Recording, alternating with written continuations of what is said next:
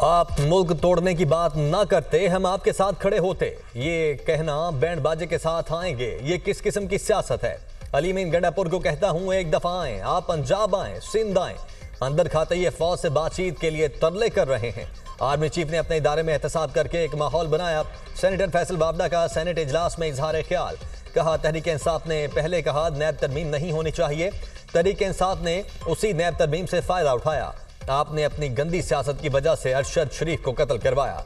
मैंने बटन दबाने शुरू किए तो किसी को मुंह छुपाने की जगह नहीं मिलेगी। फैसल बावड़ा की तकरीर के दौरान ऑपोजिशन का शोर शराबा। गाली देने पर फैसल बावड़ा आग बगोला।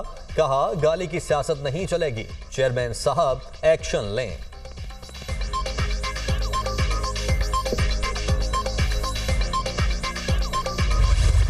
स्पीकर कौमी असेंबली का आईजी इस्लामाबाद को गिरफ्तार अरकान को पार्लियामेंट में पेश करने का हुक्म। अरकान असेंबली को पार्लियामेंट के अंदर से क्यों गिरफ्तार किया? स्पीकर आईजी इस्लामाबाद बरहम, अपने अरकान की तस्लील किसी सूरत बर्दाश्त नहीं करूंगा। स्पीकर ने आईजी से तमाम वाकयात की रिपोर्ट तलब कर ली। स्पीकर के चैम्बर में अरकान असेंबली की अहम मीटिंग। स्पीकर ने कौमी असेंबली के तमाम दाखिली और खारजी रास्तों की CCTV फुटेज मंगवा ली। अली मोहम्मद खान ने भी गुज़श्ता रोज के वाक़े की तमाम फुटेजेस स्पीकर को फराहम कर दी। कल के वाक़े पर खामोश नहीं रहेंगे, एक्शन लेंगे। वाक़े की तमाम वीडियोस मंगवा ली हैं। हक़ाइक़ और फुटेज देखने के बाद कार्रवाई होगी। पार्लियामेंट के वाक़े पर स्टैंड लेना पड़ेगा। अगर कोई मुलविस हुआ तो FIR दर्ज कराएंगे। स्पीकर अयाज सादिक का ऐवान से खिताब।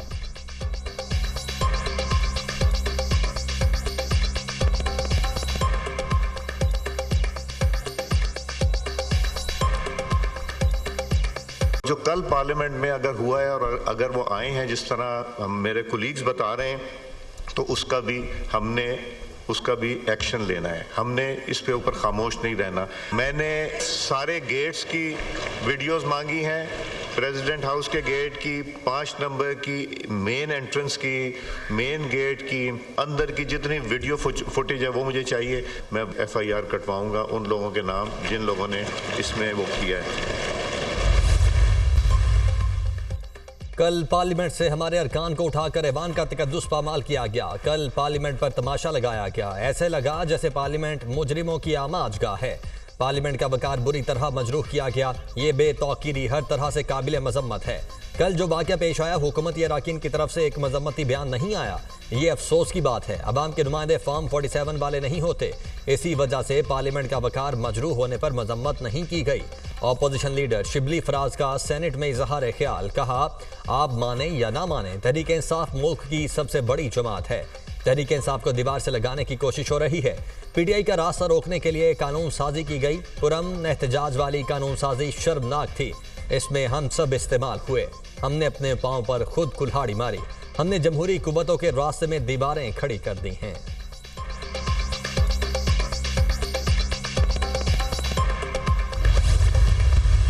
मेरा मुकदमा जमहूरियत का है।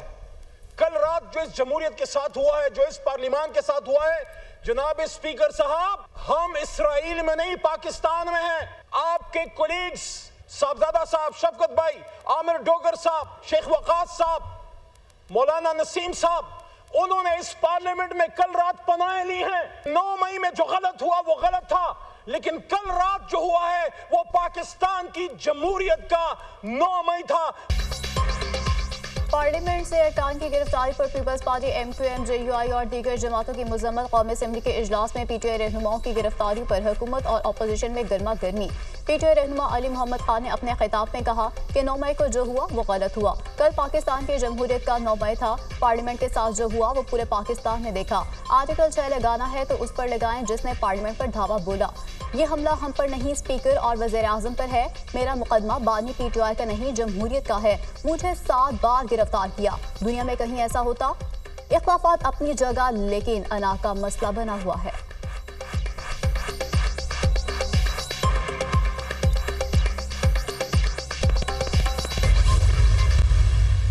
सूबे का चीफ मिनिस्टर फेडरेशन को ललकार रहा है। 15 दिन का उन्होंने कहा है कि उन्होंने रिहा कराना है बानी PTI को।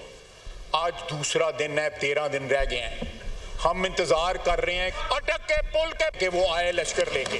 ये एस्टेब्लिशमेंट से मुज़ाकरात, ये कहाँ का आइन है? ये आइन की बात कर रहे हैं, ये कहाँ का आइन है कि एक सियासी पार्टी कहती है हमने सिर्फ फौज से बात करनी। बेसिकली ये पॉलिटिकल DNA का डिफेक्ट है।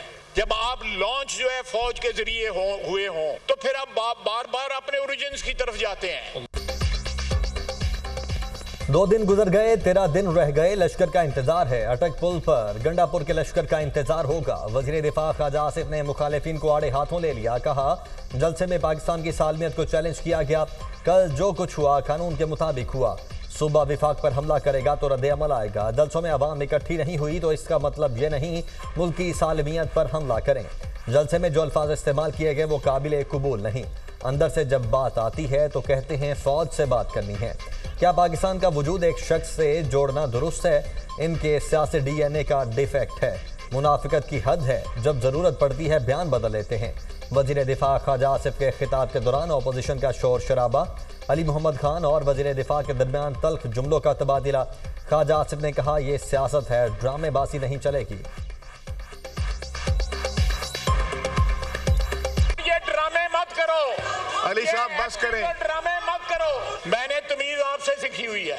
जी जी बस आपके लीडर से सीखी हुई है। अली साहब तशरीफ रखें। बोलने दें स्पीकर साहब, इसको बोलने दें। काइंडली तशरीफ रखें। पूरा करना है ना, बोलने दें इसको। मैंने उतारना था, उतार दिया। तहरीक इंसाफ ने नफरत के बीज बोए। नाम नहाद वज़ीर आला ने जलसे में नाजेबा ज़बान इस्तेमाल की। इदारों, ख़वातीन और सहाफ़ियों को बुरा बाला कहा गया। ये नाकाम जलसे का गुस्सा अपने लोगों पर निकालते हैं। खैबर पख्तूनख्वा में रोज धमाके हो रहे हैं। वज़ीर आला को सूबे में अमन अमान की कोई फिक्र नहीं। माजी में प्रोडक्शन ऑर्डर की हिदायत वज़ीर आज़म हाउस से आती थी। वफाकी वज़ीर इत्तलात अतातार का कौमी असम्बली में इजहार ख्याल। कहा, PTI दौर में मुखालिफिन को सियासी इंतकाम का निशाना बनाया गया। मरियम नवाज की एक केस में जमानत के बाद गिरफ्तारी हुई। फरियाल तारपुर को चांद रात को हॉस्पिटल से जेल भेजा गया।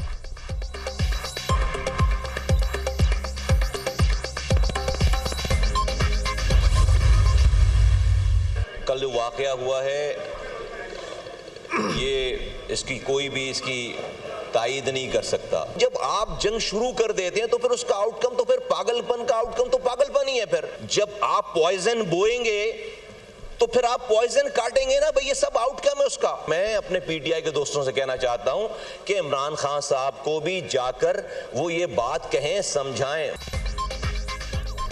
पार्लियामेंट से गिरफ्तारियों की मजम्मत करते हैं। कल के वाक़े की कोई भी तायीद नहीं कर सकता। हुकूमत और अपोजिशन से दरख्वास्त है ब्रेक लगा दें।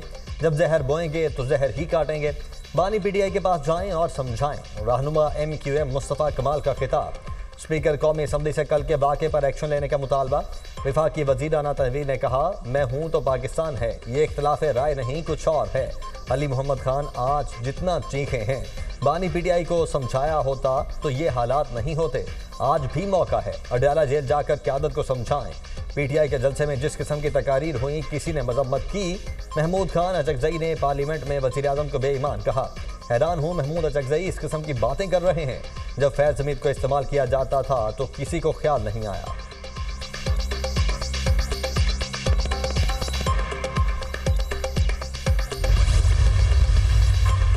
बानी PTI का आज से मुज़ाकरात के दरवाजे बंद करने का ऐलान। कहा, एस्टेब्लिशमेंट समेत किसी भी फरीक से मुज़ाकरात के दरवाजे बंद कर रहा हूँ। 6 पार्टी रहनुमाओं को एस्टेब्लिशमेंट से बातचीत की इजाज़त दे रखी है। हमें इजाज़त मिले या ना मिले 21 सितंबर को लाहौर में जलसा करेंगे। बानी PTI की अडयाला जेल में सहाफ़ियों से गैर रस्मी गुफ्तगू। अली अमीन गंडापुर के बयानात से बगावत का तासुर जाता है। सहाफ़ी का सवाल। अली अमीन गंडापुर ने कौम के जज्बात की तर्जुमानी की। अली अमीन गंडापुर के साथ खड़ा हूँ। बानी PTI का जवाब। अली अमीन गंडापुर की तकरीर पर आपके पार्टी रहनुमा मुआफ़ियाँ मांग रहे हैं। बानी PTI ने कहा कि अली अमीन गंडापुर के बयानात पर मुआफ़ी मांगने वाले बुज़दिल और डरपोक हैं, उनको पार्टी में नहीं होना चाहिए। फैसल वावदा किसका माउथ पीस है सबको पता है। अरशद शरीफ केस का ओपन ट्रायल कर लें, सब मालूम हो जाएगा।